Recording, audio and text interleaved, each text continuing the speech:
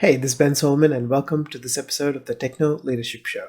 In this episode, we are going to be talking about how to communicate your value effectively.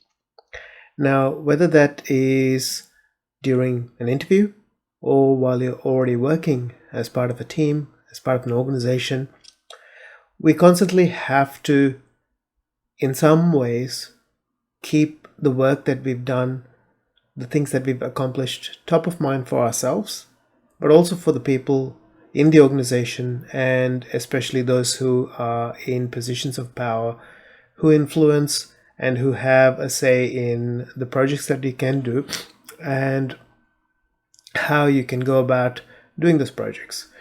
So with all of that in mind, one of the things that I've done in previous roles, especially after I got into management and executive management, is keeping documentation of every project that is done,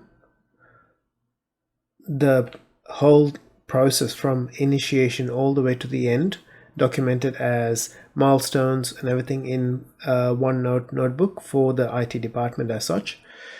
In previous roles before I got into the management role, a lot of that was kept as notes in like Word documents here and there. It wasn't as organized.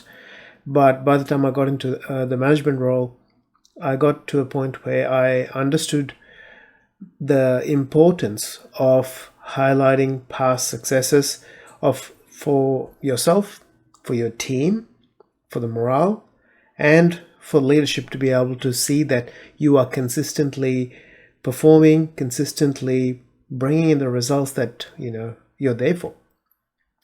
Because look, they are busy, they've got a million things to worry about, and especially someone who's like a CEO or upper management level, they're dealing with the whole business's movements. So various managers from various departments are going to them and giving them information. And sometimes what does happen is you've done a project, it's been successful as far as you can see, and sometimes that one of the departments in the organization may not directly tell you that they are not happy with the performance of the project, and it might go straight to the CEO. And if you're not consistently having some form of informal or otherwise contact saying, this project's going this way, and the result of the project that we did last year has been beneficial, we're getting this feedback from a lot of people. And if they're getting negative feedback from 1 out of 10 departments that your business might have, they might go, oh, look, I'm hearing this from this department. Do you know anything about it? And then you can also be hyper aware of that, and go and speak to the department head who hasn't directly spoken to you about their negative experience and figure out what's going on. But it also means by keeping the value that you're creating and your team is creating top of mind, it helps, one, figure out problems before they become a big issue, but also for you in the future, when you're going to leaders in the business saying you need funding for certain projects, they have in their top of mind, in some sense, that you have already achieved successes in the past, and the business as a whole is constantly reaping benefits from the work that you've done in the past. And so you have a better likelihood of getting funded without the big, difficult process that you have to go through for anything that's new and out of your normal yearly budgetary cycle. And it's always like, as much as we who end up in engineering and technology roles hate self-promotion, it's something that we have to do, and it doesn't have to be like, oh, look at me, I'm the greatest sort of thing. No, it's not. That's not the kind of thing I'm talking about. I'm talking about, like when communicating with people, saying, hey, how's that project? Oh, how's that system that we put in going? And you're pretty much getting them to tell you, yes, it's been positive, or if it's negative, yes, you can get that feedback as well. But while they're saying it's positive, it's kind of coming up in their mind going, oh, so these guys actually put in the work and they've managed to get this working so well. I can, speak to them about any suggestions I have for improving it, or I'm happy with it and I can go on. That brings, again, it to the top of mind, so to speak. That without you having to say, hey, I did that, or my team did that, it's like, yep, look, just wondering how you're going with that platform. Is there anything we can do to help you with training or with any other modifications so that it suits your purpose a bit more?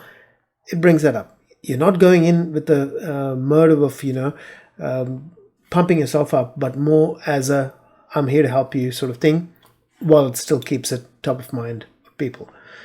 And keep everyone informed. Like, one of the things I see in some organizations is there's no communication from the technology manager, engineering manager to the rest of the organization. Or even if you're a one-person technology team, one-person team, there's no communication. And what happens with that is people go, what is this person doing sitting in that office all day? And it doesn't inspire confidence in people. And I'm not saying you have to spam them with email every day, but every week, maybe a fortnight, maybe a month even. Just a short email on a Friday afternoon saying, look, hey, thank you for your patience with These are projects that are in progress, and these are things that have been completed. If you have any issues with the completeds, let me know and I can organize training, support, whatever. With the ones that are in progress, this is the stage we are in. I need someone's help to do user acceptance testing, and then will help me get to the end of the project. So there's ways you can go about keeping people informed, and look for the staff, probably fortnightly, monthly would be fine in most cases. In some businesses where there's a lot of change going on, yes, it might have to be weekly. But to your managers and executive leadership team, you'd have to give some form of update fairly often so that they understand what's going on there. But they also have the opportunity, because they are busy, they're very busy, and they might have other people going and saying, hey, the tech's not working here, the printer's not working there.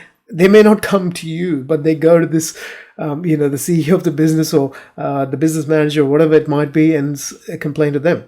So when you send an email to these people, the core leadership group, on a weekly basis, saying, hey, this is where things are at.